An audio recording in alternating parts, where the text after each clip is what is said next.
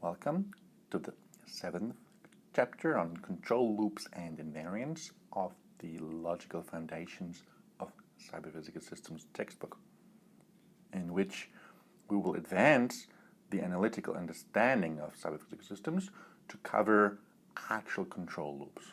And the point is that our syntax and semantics already included loops, and we made good use of them in modeling purposes, but our analytic understanding hasn't caught up with it yet.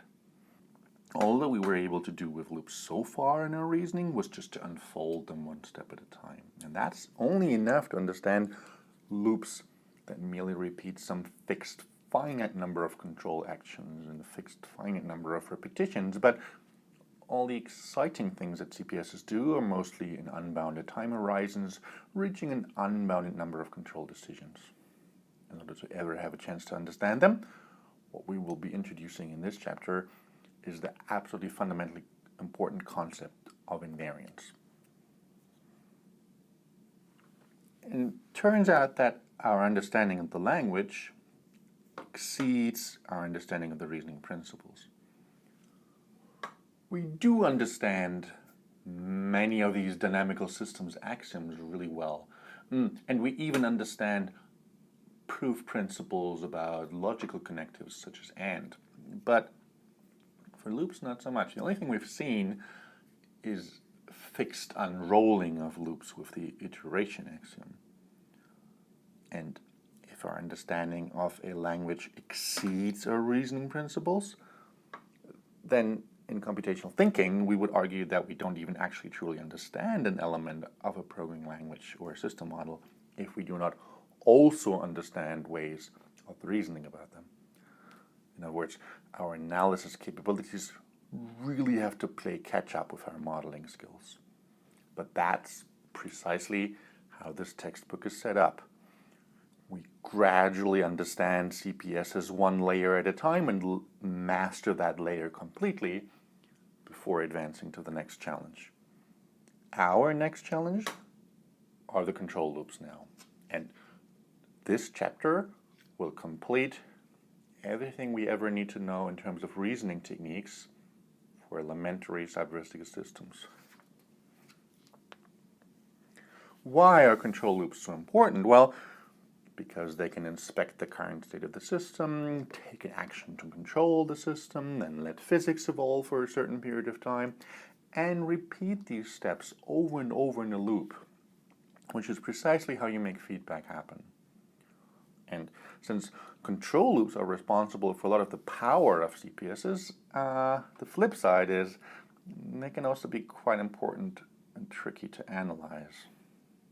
Because it's much easier to understand what a system does in one step than it is to understand what a system does when it's running for an arbitrary amount of time.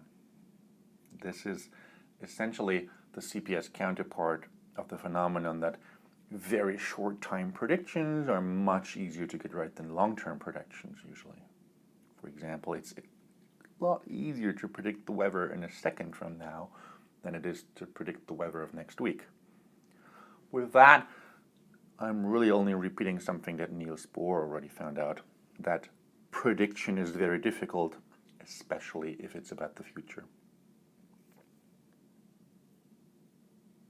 Now, the main insight to have a chance to analyze control loops that are repeated over and over and over and over again to get a car controlled to a destination far along, for example, is that, well, invariants are super helpful. By that, I mean properties that precisely do not change as time progresses. Because if we have an invariant, a property relationship or logical formula that is not changing at all as the cyber-physical system keeps on evolving over time, then even if the position, the velocity, the direction, everything in the system keeps on changing, then there's at least the one invariant quantity that we will be able to rely on. And that's why invariants also play a fundamental role in the design of cyber-physical systems. And it's also no coincidence that invariants, things that don't change, play a central theme also in many parts of mathematics, although in that case the invariants are of other mathematical structures. In our cases, they're invariants of cyberphysical systems. The point is, invariants will make it possible to reason locally about what we know in complete disregard of everything that ever happened in the past evolution of the system, because those are all captured and summarized by the invariants that are still true. Another important part of this chapter is that we will also be very explicit with sequent calculus proofs how the individual parts of the proof fit together, and also what impact different changes to preconditions and invariants of a cyberphysical system have on the proof, which is a useful opportunity for you to practice reasoning about these systems, but will also sharpen your skills to understand what part of the proof are essentially complete follow your nose. In particular, in the future we will be not doing them quite as explicit anymore, and what parts of the proof deserve a lot of conceptual attention, such as, for example, the question, well, what then is an invariant? But we're really getting ahead of ourselves here. What we're learning in this chapter is, on the modeling and control side, the fundamental concept of control loops. Without, go figure, there's no control, at least not for a very long amount of time. Also, we will understand feedback mechanisms that are fundamentally always implemented with some kind of control loop, and we'll also get an intuition for the dynamics of iteration. This chapter is big on computational thinking principles, no surprise here, because we will augment our rigorous reasoning techniques that we already have for CPSs to now also cover CPSs that involve control loops, thereby completely covering elementary CPSs. We'll learn how to identify and express invariants as very fundamental concepts in CPSs, because over the entire runtime of a CPS, many things can change in both the system itself and also the environment. So even if you just have a very few lines of code, if you just keep on running them over and over and over and over and over again, the entire state of the system and the world around it after, say, 100,000 iterations can look very different than it used to when you started. So even if there wasn't a whole lot of code running, the world changed quite a bit. If we now understand invariants, things that haven't changed even if we have run the loop 100,000 times, then that's the single most important insight and information about a CPS, because it tells us what we can still rely on even if the system loop ran 100,000 times, or 1,000,000 times for that matter, which will also be the beginning of design principles that essentially design the CPS around those invariants. We'll also see how important the distinction is between global versus local reasoning techniques. That basically determines how much we get to keep about the assumptions of the system. We'll also have ways of looking into finitely accessible infinities, because of course, the set of possible repetitions that a loop could do is actually infinite, because it's one for any natural number, of which there happen to be infinitely many. We operationalize also invariant construction principles by working very systematically from an axiomatic development in dynamical systems axioms that we already saw. We'll also look at splitting generalization techniques. And on the CPS skills side, we're playing catch up with our understanding of the semantics of control loops, and will thereby develop a higher intuition for their operational effects of control loops. Now, the only thing we've seen as a reasoning technique for control loops was this one, the iteration axiom that says always after repeating a system alpha any number of times, as the non-deterministic partition operator says, are we safe? If and only if we're safe right now, and always after running alpha, it is the case that always after repeating alpha any number of times we're safe. That means in any state omega that we're in, a new state nu that the repetition of alpha can reach, that state will be safe for all of those possibilities. Whenever we start somewhere safe, well, that's a given for the left conjunct, but also when always after running alpha in any of the many possible ways that we could do that, it is the case that should we be repeating alpha again any number of times, we end up in a safe state regardless. Remember here, for example, the repeating alpha again any number of times could have been zeros. In particular, we're also safe right here. Well, that's a beautiful axiom. The only trouble with it is that if we use it from left to right, it doesn't exactly really simplify the question, because it says, oh, all we need to do in order to prove a property of a loop is to prove that we're happy right now, and then worry about what alpha could do in one control cycle, and then, oh, all you need to do is ask the exact same question again. If you think in terms of pictures, you'll understand why that's not completely helpful. If you would like to understand whether any number of repetitions are safe right here, we will have to worry about being safe right now, and then we'll wrestle with the dynamics that one control cycle could have, and then over here, we're asking literally the exact same question again, which isn't a whole lot of progress. Well, I told you, if you take a deep enough analysis, you can actually surprisingly understand that from the right angle, this will already have been enough progress in order to do proofs. But that's really so subtle that I don't at this moment in time want to go into this. Instead, we'll develop a much more useful reasoning principle for loops. We still very much would like to prove and equivalently rephrase the question whether we are always safe after repeating alpha any number of times. So no matter where we go, we want to be safe. And of course, it was actually very clever to begin by saying, I guess we have to be safe right now, which means in the current state, the post condition has to be true. That makes sense because, of course, if we're allowed to repeat alpha any number of times, this number of times could be zero, and so we only have a chance for this formula to be true if we at least start in a safe state. But then, what are we missing? What we're missing is that we're safe over here.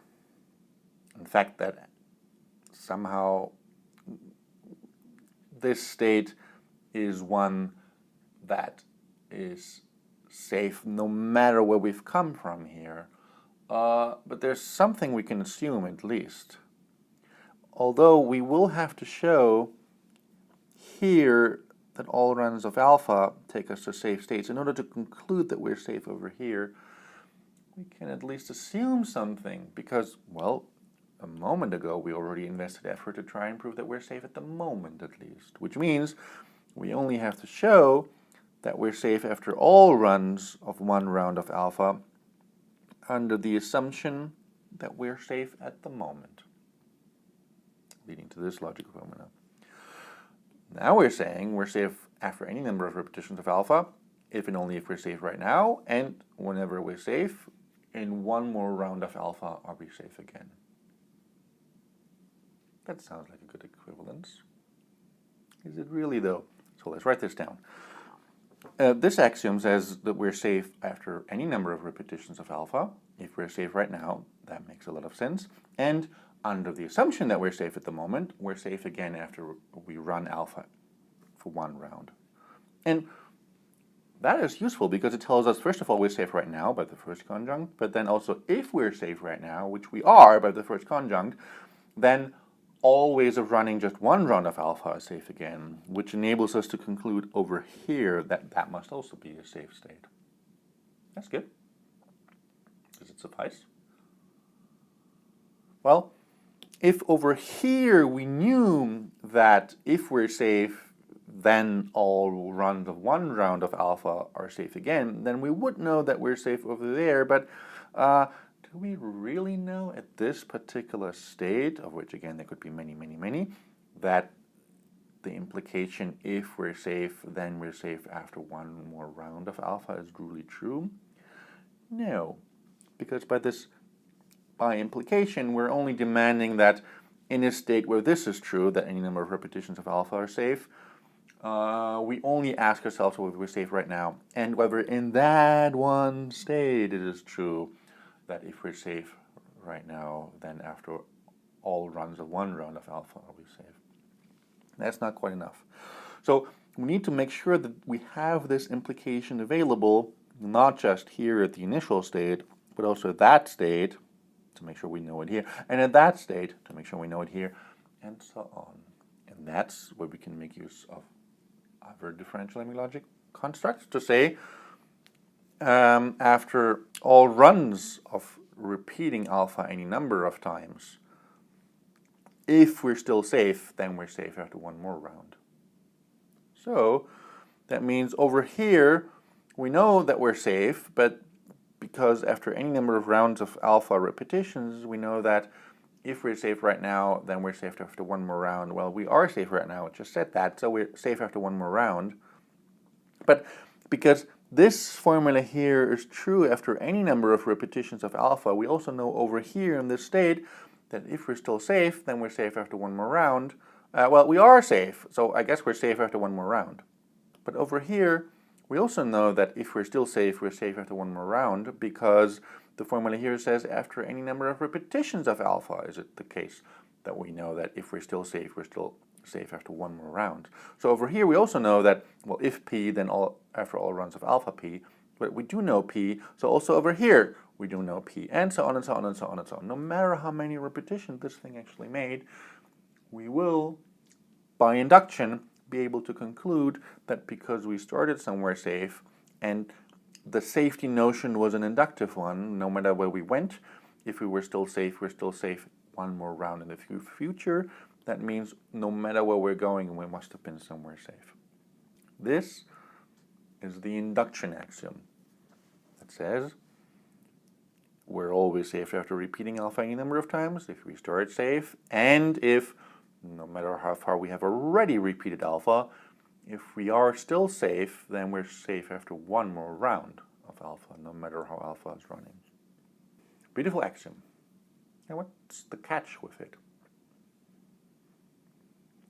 The catch is the axiom still says, oh, all you need to do in order to prove a property of a loop is to do some stuff and prove some other property of a loop. In other words, the inductive proof that after any number of rounds repeating alpha, we're safe, asks us to instead do a proof of this slightly more complicated postcondition for the exact same loop. It's still the case that all we need to do in order to answer a property of a loop is to answer a property of a loop. That was the problem with the iteration axiom already. But mind you, here, we're just one step better, because we're no longer asking literally the same question about the loop that we used to ask over here. Here, we have a postcondition P without any assumption, and here we have an, okay, admittedly slightly more complicated question to ask, but at least we get to assume something. We get to assume that we were still safe. So from an information perspective, the question has become a bit easier than it is over there. But we still need to be able to exploit that in proofs land.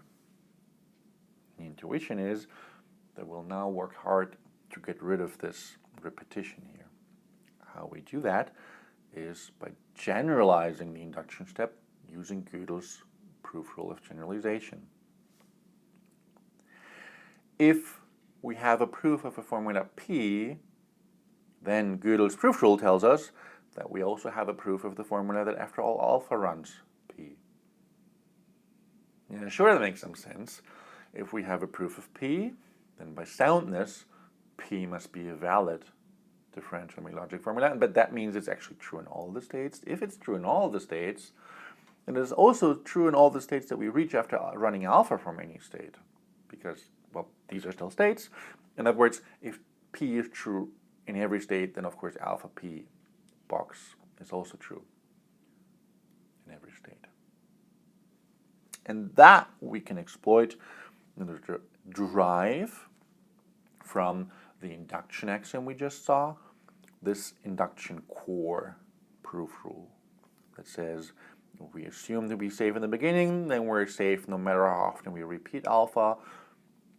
In order to prove that, it suffices to find a proof that if we're safe right now, then after one more round of alpha are we safe. Notice this actually reduces the question about a loop to a question that is completely loop-free. At least it has one loop less than alpha star had. So in case alpha itself has more stars, well, I guess we need to repeat the same kind of argument further up the proof tree. But let's convince ourselves why this proof rule is an acceptable one. And it is a derived proof rule.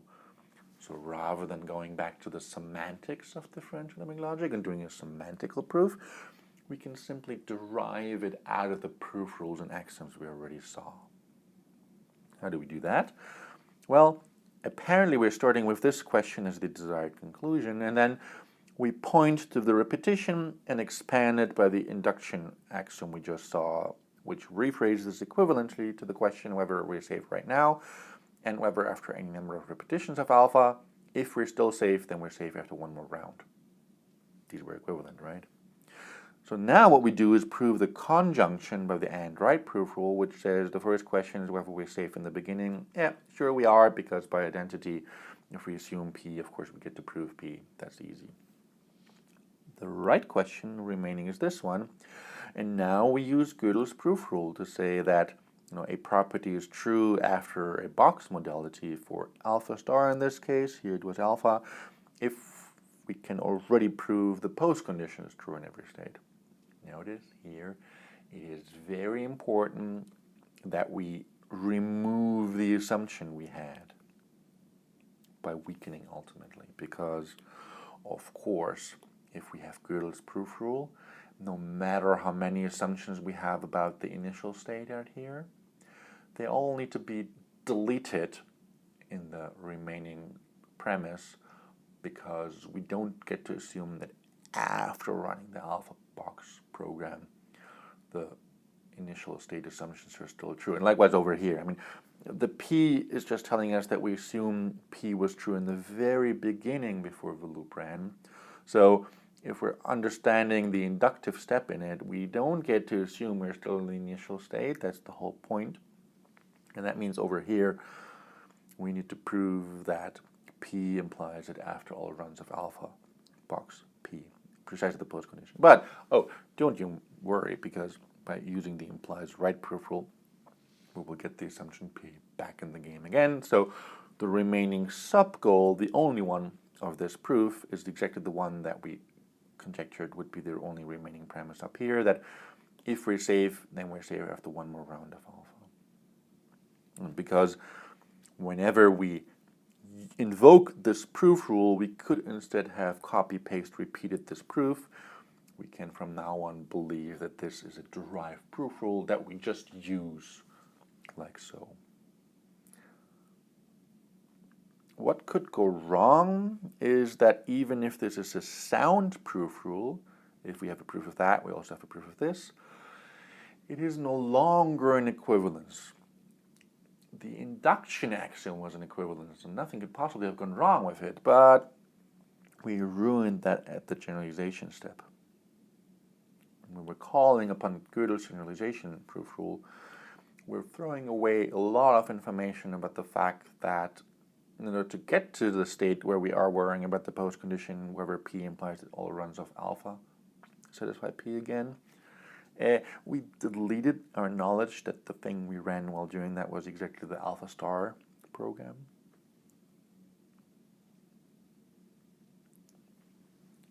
That means sometimes we won't be able to prove with this proof principle, because we sometimes have to augment and carry more information around, which is where we get to the most canonical loop invariant proof rule. It goes like this. If we have a number of assumptions on the initial state, and possibly some alternatives that we could be proving instead, if we're trying to prove that always after repeating alpha any number of times we're safe, it suffices to, for some loop invariant J, prove that this loop invariant J is true in the initial state, well, or the alternatives work out, and to prove that if the loop invariant is true, it's true again after one round of alpha. And if when we're done with the loop at the end, we apparently still know the loop invariant, but we also need to prove that this loop invariant was strong enough to imply the post condition we were originally interested in. So in pictures land. We repeat alpha a number of times to some state. Over here, we would like to know P. What we do know is that we have a proof that the loop invariant J is true in the very beginning. That was this first premise. We also know that whenever J is true, after running one more round of alpha, J is true again, because this is a premise we prove without reference to the initial information that we have here. In other words, it's a global fact because it has a proof that implies by soundness that it's a valid sequent. And that means no matter where we go, if J is still true, then in the next state, J is still true. J was true in the beginning, so I guess it is true here, but if this implication is proved once and for all, that means next state we're still in a safe state satisfying invariant J. But since we are, because we still know that J implies all runs of alpha satisfy J, that we're satisfying J here again. At the end, we thus know J, but by the third premise, we also know that if we know J, then we're safe, which means over here we have essentially this implication that this corresponds, so that J implies P, and that means over here we also do know that the post condition P that we were interested in is true. That's the loop invariant principle. Let's also derive that it merely follows syntactically from the principles we already saw. Here is the loop. What we'll be doing is do a clever logical cut operation to prove that J implies after any number of repetitions of alpha, J holds true, and then we get to assume it, right? That's how the cut principle worked. And now, over here on the left-hand side branch, we do use the implies right proof rule to get this assumption to where it needs to go. We weaken some things away silently even, because we have already understood that we can always omit assumptions that we would have had available and omit other alternatives that we're not deciding to prove. And so over here we have the remaining sub-question whether the loop invariant implies that after any number of repetitions of alpha, the loop invariant holds true again, and that's by the previous loop induction core proof rule precisely can be reduced to the question whether if we're in the loop invariant J, then after one more round, are we in J again? That we already saw was a derived proof rule. And that means over on the other side, we have this fact available now because we just proved it. And then by the implies left proof rule, all we need to do is prove the left-hand side of the implication. Here we're doing that in order to gain the right-hand side of the implication. Here on this side, we weaken some things away that we're settling on not proving, which is always sound. And we only have the remaining question whether from the initial assumptions we can prove the loop invariant J, well, or prove one of the other alternatives that we would settle for again. Over on this side, we again also weaken initial assumptions and alternatives and all kinds of things away, and we're left with just the question that on the additional right-hand side of the implication that we have as an assumption, does that imply the original question, namely that after all repetitions of alpha, P holds true, as opposed to over here, after all repetitions of alpha, the loop invariant J holds true. Well, these two guys are very close. In order to close the proof, we now use the monotonicity proof principle that says that if we're trying to ask to prove whether after all alpha runs P holds true, and that implies that after all alpha runs Q holds true as well, it is sufficient to prove that P implies Q, because sure, if this post condition right here implies that post condition over there, then if we're assuming that after all alpha runs P holds true, then of course after all alpha runs Q holds true again. We use this monotonicity proof rule for this circumstance where alpha is alpha star to show that it is by monotonicity sufficient to prove that after all repetitions of alpha J holds true implies that after all repetitions of alpha P holds true, to simply prove that the J loop invariant that we apparently are assuming over here does imply the postcondition we're interested in, and that's precisely the third premise of the proof rule. That is precisely the first premise of the proof rule, and that is the second premise of the proof rule. So up to reshuffling the order of the proof rules. This is a derived reasoning principle. We do syntactically get it for free out of the ones we already understood, and we'll of course just use the loop invariant proof rule instead of re-deriving this proof again. Now, of course, there's still the challenge if you use the loop invariant proof rule from conclusion to premises, because remember that's the direction in which we use it, whereas that's the direction in which we justify validity of it. Then, well, we need to dream up this loop invariant J that we're using in a bunch of places here.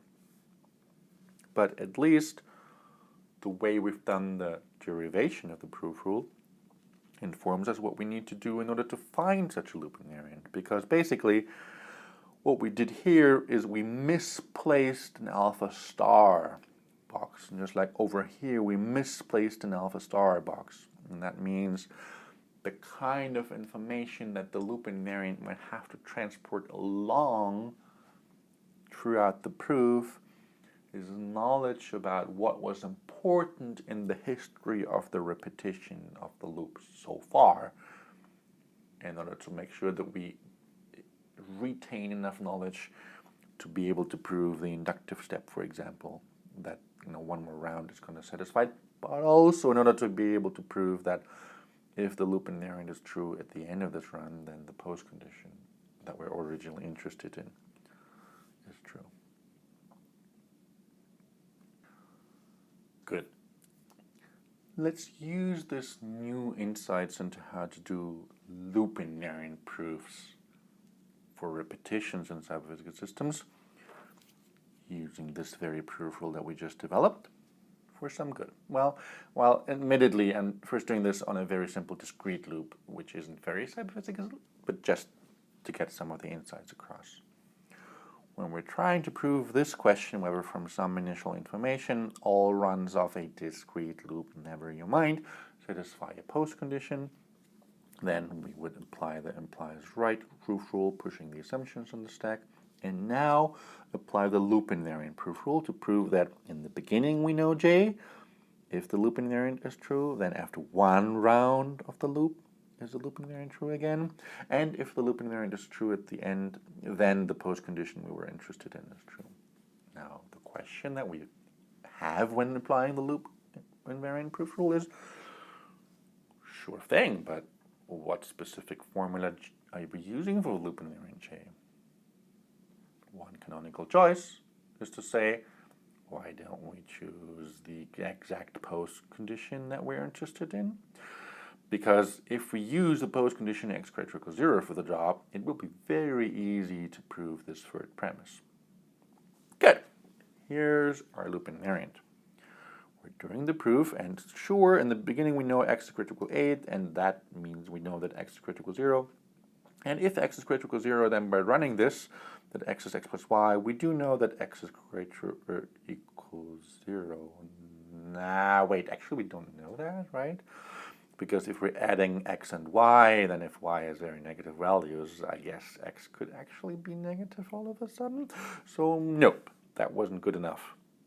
Or another way of seeing that syntactically is that this is the postcondition we're interested in, but that mentions the quantity x, which is changing right here in the middle of the loop, and how x changes reads the values of x and y, so we need to understand y in order to have a chance to understand x. Of course, we should have carried some information along about the history of the repetition that tells us that y isn't that negative. So I guess what we could do is copy-paste the initial condition, right? Because then it will be very easy to prove the first premise. Well, it will also prove the third premise, but it will be very hard for this loop invariant candidate to prove that it's still true after we're changing x to x plus y and y to x minus 2y, because, well, the whole point is changing it. So this is too strong, but that is too weak. It just changes immediately. I guess we need to retain some information about y in addition to the knowledge about x.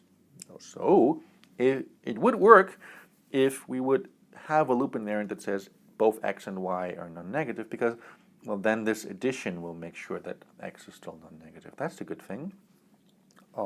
We know this in the beginning. It would imply the postcondition. If we know that both x and y are non-negative, then after running this program, x is still non-negative. That's good. Do we know that y is still non-negative? No, we don't, right? Because we're taking x and subtracting 2 times y. That could become negative even if it wasn't. In other words, this loop invariant is also not sufficient for the proof. Apparently, the value of x has to remain really large enough to survive the subtraction of 2 times y. The next loop invariant that we can try is to prove that x is greater than y and that y is still non-negative, which is true in the beginning if you look at it. Yeah, 8 at least is bigger than the 5 that is at most. If x is greater than y and y is greater than 0, then we certainly know that x itself must be greater than 0. Now let's try and understand whether the induction step works out. So if we have that x is greater than y and y is greater than 0, then we're adding 2 numbers together. That one is greater than 0. So after having added them, y is also changing. So we're subtracting 2 times y from x. But wait a second. X is at least y, so here, after having done that, we're at most subtracting y minus 2 times y. That's at least still 0, so that's good. So this side will work out. And because we've just added y to x, and y was non-negative, of course x has to remain bigger or equal y because we just added them and x was non-negative. So yeah, that loop invariant works. You've now seen in one discrete case how you operationalize the intuition of loop invariant search as you think your way through what is the information you need to retain about the past evolutions of the system in order to make sure that the property we're actually interested in x greater than 0 is really true in the end. We retain a bit more information than what we really needed just to establish the postcondition. But let's revisit this proof rule again, the loop invariant proof rule. I've just broken it because when we look at it, we've got some assumptions gamma and delta in a context. I copied them here, and I guess I forgot to copy them into the second branch and the third branch. I'm sorry, I shouldn't have done that. I probably should have had gammas and deltas here. For example, here, if we're proving that, then in the beginning we assume x is 0, and that of course implies the loop invariant x less or equal 1. This loop invariant certainly implies the postcondition we're interested in. It was the same, and since we conveniently have left around the information from the context that x equals 0, then if we know that x equals 0 and the loop invariant holds true, after we increase it by 1, x is still less or equal 1. So I guess that proof works. It shouldn't, though, because when we take a look at the sequent we just quote-unquote proved with this proof rule, it says that if we start x at 0, which by the way is less or equal 1, then after we repeatedly add 1 to x, it will always remain below 1 at most. That's of course complete nonsense. All we need to do is run the loop 5 times and its value will be 5, which usually isn't a whole lot less than 1. In other words, it is actually not acceptable to have the initial assumption about gamma survive here. And likewise, you will understand that it's also not actually acceptable to keep the delta context here. Well, that should make us suspicious whether it is actually okay to make the context gamma delta from the sequence survive over here. Let's worry about that, right? Here's another question about the loop. If we choose x greater or equals 0 as a loop invariant, then, well, certainly in the beginning, because x equals 0, the loop invariant x greater or equals 0 will also be true. If x is greater or equals 0, then if we add 1 is still greater or equals 0, that will prove. And if at the end we have the x equals 0 assumption together with the loop invariant that x is greater or equals 0, we will of course be able to prove that x equals 0. So prove, quote unquote, with this proof rule, of that fact, but that's again very bad, because it simply isn't true that if we start at 0, keep on adding 1 any number of times, that we will remain at 0. All you need to do is run the loop. How about 5 times again? So also over here would be very bad if we would keep the context in any of those places. And in fact, that makes a whole lot of sense looking back, right? Because here what we have is assumptions but before we run the loop. We still have them when we're trying to establish the loop invariant J is initially true. That's the whole point. But in the middle of the loop induction, there's no way of assuming what we used to assume in the beginning. And also when we're done with the loop, there's no way of assuming what we used to assume in the beginning. In fact, from the derivation we've done for the loop invariant proof rule, because we were using Gödel's generalization proof rule and the monotonicity proof rule, it was completely obvious that we had to delete information about initial state because we're no longer logically in the initial state. Be very careful where your assumptions go, or your CPS might go also where it shouldn't. It's important to distinguish proof rules, as well as in the loop invariant proof rule, individual premises that are reasoning globally, such as here. This is reasoning globally. It shouldn't keep the context, whereas that one is reasoning locally. It can keep the context. Which one is local and which one is global? Well, admittedly, that's easier to see from the individual axioms we're using, which we've put together along with global proof rules to justify this proof rule. Let's take what we've learned and operationalize the invariant construction principles, but really now in CPSs. Well, maybe not quite in cyber-physical systems yet, but in our favorite mock-up cyber-physical system, the bouncing ball, you'll find at home as well. Let's put this to some good use by analyzing the repetition property of quantum the bouncing ball. Remember, quantum the acrophobic bouncing ball was doing a bunch of bouncing, but it simply wasn't a whole lot of fun without a loop, because there's not that much bouncing without a loop. You can fall and then lie flat, but you can't click bounce, bounce, bounce anymore. So let's get back into the proof. The initial conditions are summarized by A. The supposed condition of being above ground and below initial height are summarized by B. And gravity is the abbreviation for the differential equations of gravity. First proof rule we apply is loop invariant proof rule, which requires us to find a loop invariant J, which of course will depend on the height and the velocity of the bouncing ball. That makes sense. And then prove that it's true in the beginning, prove that it implies the safety condition of the bouncing ball that we wanted, and prove that it is inductive. So if we're aware the loop invariant is true, then the loop invariant is true after running just one round of the repetition. So look, repetition is here, is gone there, which in particular means that this is a significantly easier question because we can handle it with the dynamical systems axioms that we already saw. No more loops anymore. I actually should be telling you what this loop invariant is, specifically which formula, but let me try to see how far I can get away without telling you. So let's just continue the proof. There's not a whole lot I can tell you about this without revealing what J is, so let's make progress here.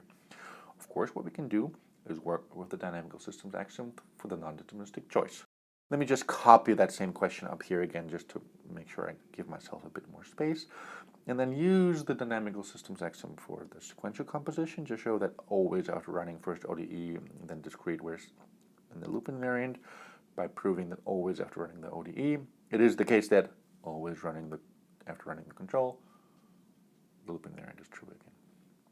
Now, well, worrying about the ODE, well, it's going to give us a solution. It's going to be hard, but let's first split by the monotonicity principle that we saw the question into whether the loop invariant is true after the ODE. Remember, we can do that, and then prove that if the loop invariant is true, it's also true after running the control side. I could have kept them within one logical formula, but by proving with the monotonicity principle something helpful afterwards, and then working with it further on, I'm going to make the proof a bit easier for us. Now here, this side, we will continue to work further, because the ODE I would like to very much postpone. Here, what we do is work with the non-deterministic choice. All behavior for non-deterministic choice makes the loop invariant true if all the left behavior makes it true and all the right behavior makes it true. We have a conjunction to worry about. We can split by the and right proof rule in all the left behavior and all the right behavior. Here we have a sequential composition to worry about, which of course means always after the test, we need to show that always after the assignment, the loop invariant is true. Now we've got the test to worry about, which after converts into an implication, which right away with the implies right proof rule moves the assumption x equals 0 on our list of assumptions, and leaves us with the assignment to be worried about, which we can substitute in.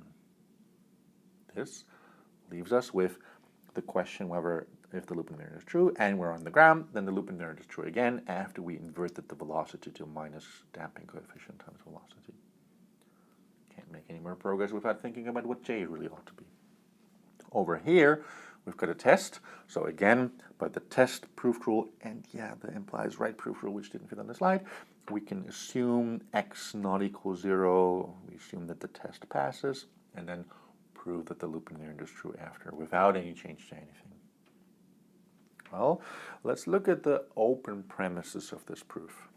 These ones right here, where of course it now really becomes important, all of them, what is the loop invariant really? One way of understanding what we just did is we were trying to discover what are the conditions that a loop invariant must meet.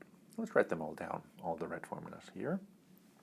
And let's resolve the abbreviations. So let's plug in the concrete condition for the initial condition for A, and the concrete safety condition being above ground for B, and the concrete differential equation for gravity. There we go. Still need to figure out what the loop invariant J is. What could it be? Could it be just the post condition? That's always the most canonical candidate, because if we choose the post condition for the loop invariant, it will be very easy to prove that the post condition is afterwards true, because we just chose exactly that. So that'll be a piece of cake.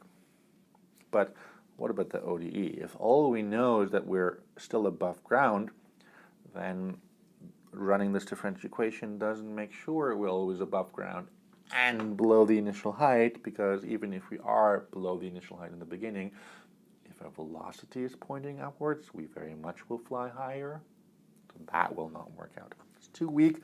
It fails if the velocity is bigger than 0, for example, a lot bigger than 0. Well, I guess that makes some sense, because if we would like to show something about the position, the differential equation makes the position depend on velocity, so unless we also show something about velocity, we will never be able to prove this proof. And that means our loop invariant needs to carry forward knowledge about both of those. We could maybe just prove that we're above ground. That will make this differential equations property work out quite easily, because, hey, the evolution domain constraint even assumes that we're above ground. So that will be a piece of cake. But now, where's the trouble? The trouble is that we will no longer be able to prove the post condition from that. The left conjunct is a piece of cake. If we're above ground, I guess we're above ground. But we're not really below initial height if all we know from the loop invariant is that we're above ground. We didn't carry enough information around to make a post condition happy. So we could use something like we're on the ground with velocity 0. That will most definitely make the differential equation prove, because if we're on the ground with velocity 0, we can't do a whole lot of falling. If we're on the ground with velocity 0, we'll definitely be within the initial height constraints as well, because, well, on the ground, we're below initial height. Where's the trouble now? Trouble is that we will not be able to prove it in the beginning, because in the beginning, all we know is that our velocity is 0, check. That we're at initial height, which is above 0, but it doesn't have to be exactly equal 0. And in fact, the bouncing ball would be totally bored if we would prove just that it bounces safely if it doesn't actually move. We still need to link it somehow. Well, maybe we could try that we're on the ground, or we're at the initial height with velocity 0. That would prove all kinds of beautiful things, but it isn't actually inductive because, for example, it doesn't rule out that we're ever so slightly below the initial height, say 90% of the initial height, or even 99% of the initial height, with a velocity that's the million pointing upwards, and of course we will never make sure this property is true afterwards. Yeah, that's just a discontinuous space even, it's not connected. We know something about 0, and we know something about the initial height h, and we don't know anything in between. That can't be inductive. What we can do is remind ourselves about what we did when we were just proving intermediate conditions for bouncing balls, and recall that what we really did in the proof is to show that 2 times gravity times position is the same as 2 times gravity times initial height minus v squared, and by the way, our position is above ground. And if you choose that, which you also see motivated carefully in the textbook, then each of those conditions will actually be able to prove. And it indirectly, implicitly gives us the link between velocity and position that we needed for the proof to have a chance to work out. And the defining thing that enables us to inform such a decision is the link in the differential equation, because that's the ultimately thing we need to make happen here. The discrete parts are proved. So that leaves us with these things of arithmetic, and yes, they're all proof. Let's look at that one, for example. Here, if we assume this loop invariant, then we need to show that it's still true with minus c times v square instantiated. Well, actually, that we only really know if the damping coefficient was 1, because otherwise this would have damaged the equation a little bit. Well, all right. Yeah, how about we assume that the damping coefficient is exactly 1 at the moment? That at least makes our lives easier. Oh, I guess we need to be more careful here. This one now works out under that assumption. What about the others? Here, well, that's good. This conjunct implies that because it's the same. This conjunct implies that because it's the same. Actually, looking back more carefully, we would have always been able to prove this fourth branch just from the syntactic criteria on it. So that would have been always easy. Let's worry about the last one, whether it implies the pose condition. Yeah, it does.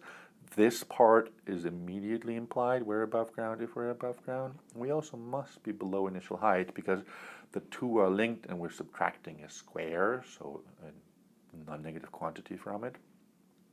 So x can't be any bigger than that if they're supposed to be equal.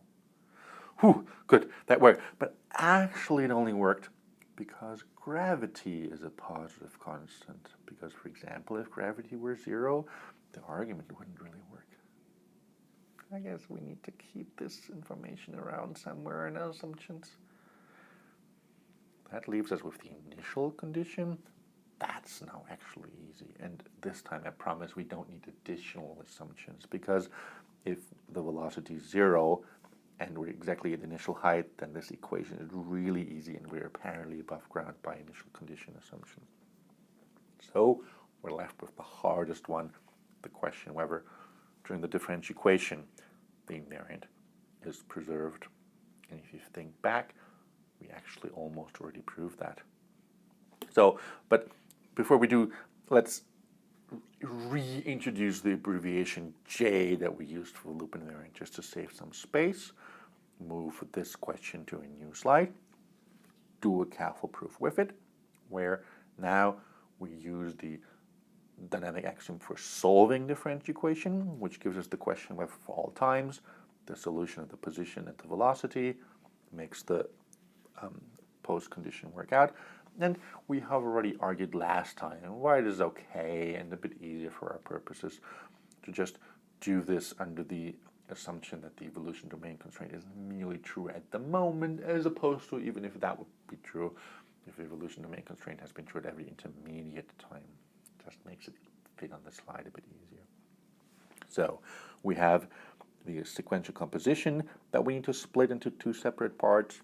Then we plug in the velocity by the assignment axiom to have minus g times t for the velocity instead.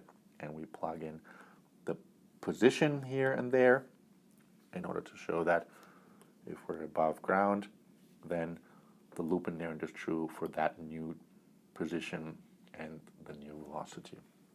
We have to prove this for all times now. So for example, we can use the for all right proof rule. Then we can use the implication proof rule to move all the assumptions on the left-hand side. So we use it repeatedly, once here and then once there. And then this is the remaining arithmetic question. Beautiful. Let's expand the abbreviations of what the loop invariant really was. That is this question now. That we're able to prove because the conjunction we prove separately. So we need to prove the left-hand side and the right-hand side conjunct. The left-hand side conjunct, we've got 2gx equals 2gh minus v squared. What do we have over here? 2gh, well that's good. Minus 2 and the half cancel, and the g give me g squared, and the t squared. So that needs to be equal to whatever we said on the right-hand side. So proving the left-hand side conjunct, that will be easy. 2gh, well that's 2gh, and 2g squared with the half, that makes this 2 and the half drop and gives us a g squared times t squared. Well, that's exactly that, of course. So yes, this part of the arithmetic works out even without the assumption. We could have weakened it away. Remember, that makes the arithmetic a bit easier if we weaken away irrelevant assumptions, but never mind for that for now. And the right-hand side, oh, yeah, that proves this very easily by identity. Brilliant. We have a proof of the bouncing ball. Worth repetition. But with cheating. Is quantum really done with the safety proof? Not quite, because the solutions we've sneaked into this when using the solution proof rule were pretty fine solutions if we start at the initial height and if we start at the initial velocity 0, which of course we do when the bouncing ball starts flying around for the very first time in his life, but we're in the middle of an induction step, remember? What we know at the moment is that J is true, and the loop invariant very much leaves open the opportunity that positions and velocities could be different, because that's its entire point. It's trying to capture everything we ever knew while this was going on.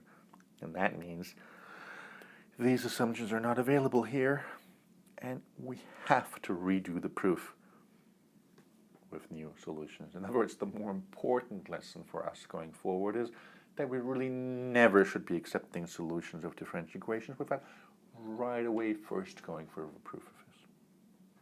Of course, that's precisely what Invariant provers do. They don't just write down solutions of differential equations, but right away prove them to be true as well. Okay, in addition to accidentally having solved differential equations from the initial state, Quantum was clumsy also because he misplaced the constants. Remember, in the middle of the arithmetic proving, we suddenly found out that Quantum desperately needed to know that the damping coefficient is exactly 1 and the gravity constant is positive. And of course, you get into trouble if you just randomly dream up extra assumptions in the middle of the proof. How do we make sure those assumptions are actually available when we need them in the proof?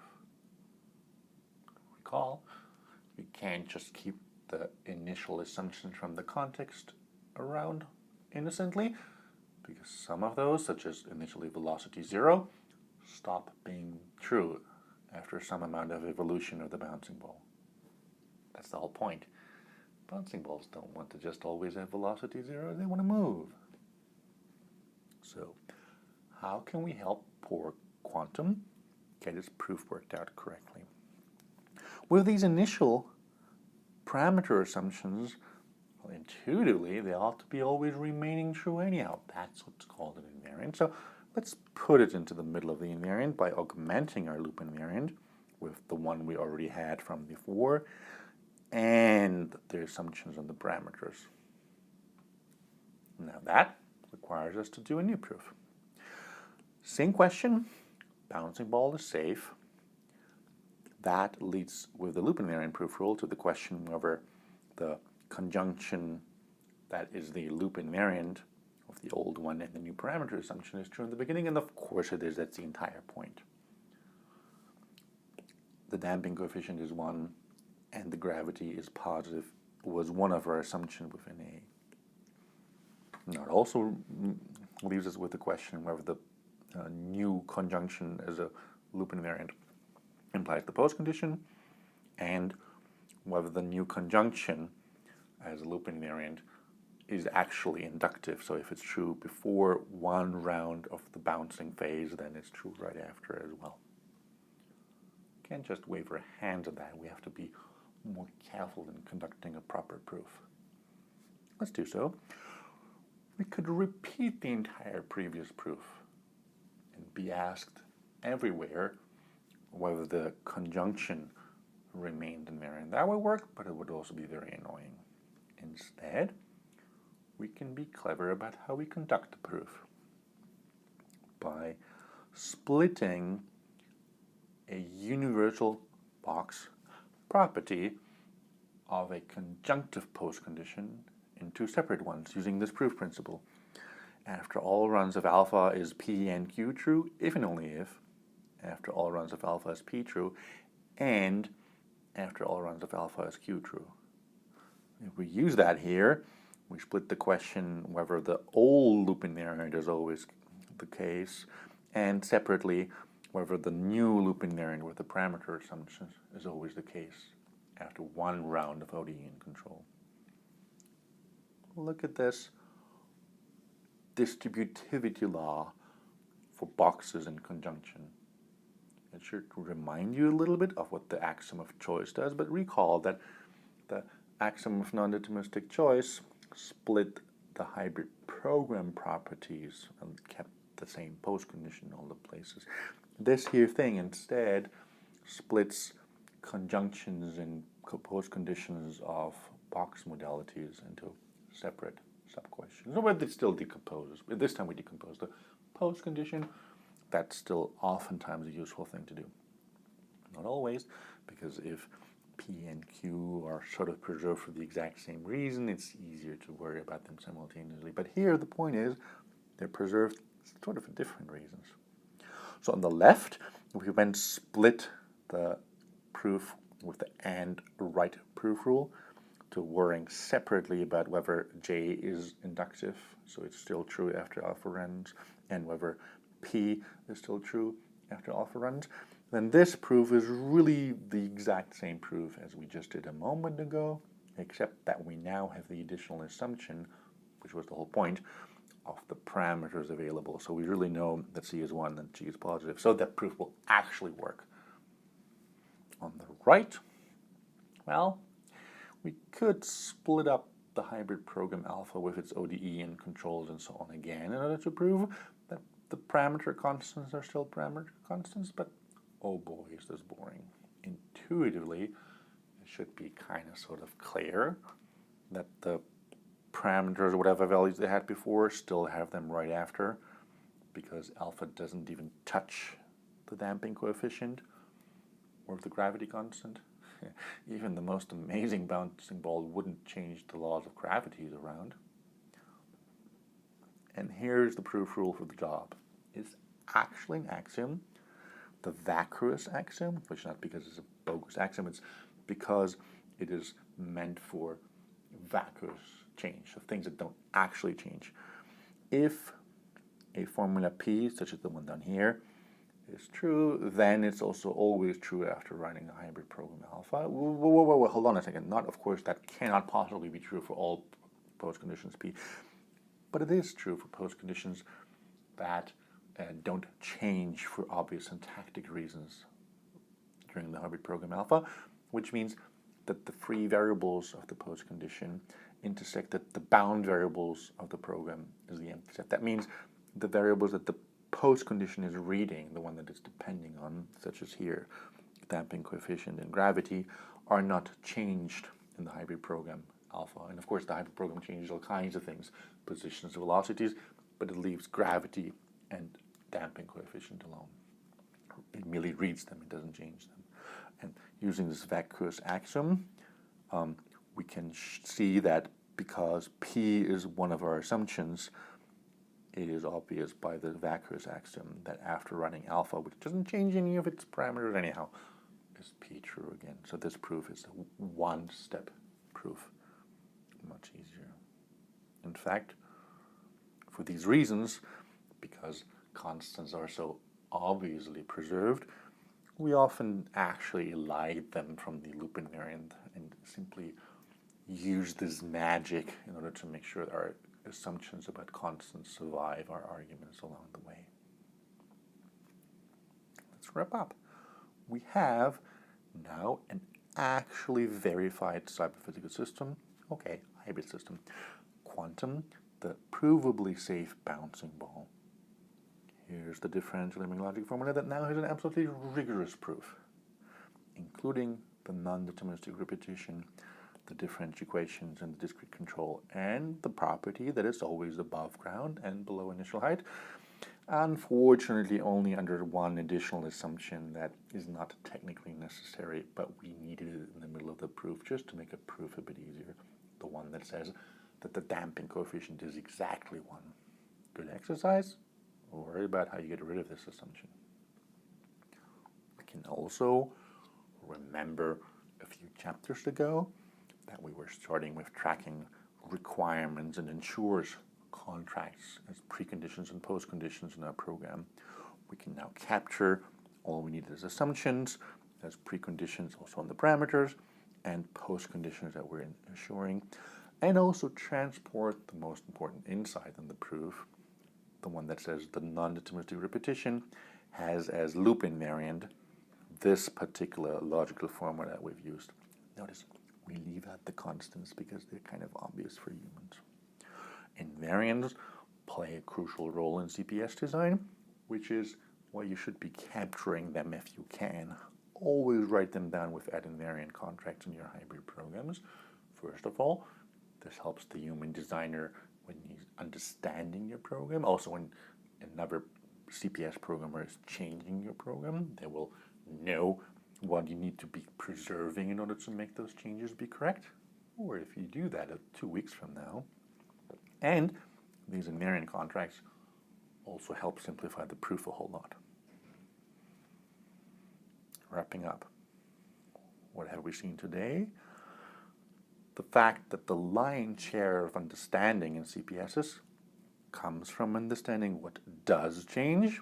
That will be variance and progress measures that we will ultimately see, and fundamentally what does not change, the invariants. And it turns out that invariants are a fundamental force of computer science and many other areas of science as well, but variants are another fundamental force of computer science. Whenever we worry about what a CPS does, the dual pair of knowledge of what does not change and what does change and in which way essentially tells us almost anything we ever need to know about these systems. Keep them in mind very carefully, which also means that the search for these invariants and the understanding is one of the most subtle parts in the entire game. what we have done is develop the induction axiom that says always when repeating a non-deterministic repetition of alpha for any number of times, we're always safe. If and only if, well, we're safe right now. And always when repeating the non-deterministic repetition, if we're still safe, we're safe again for one more round of alpha. And the two sides are equivalent, so we can equivalently replace the left by the right.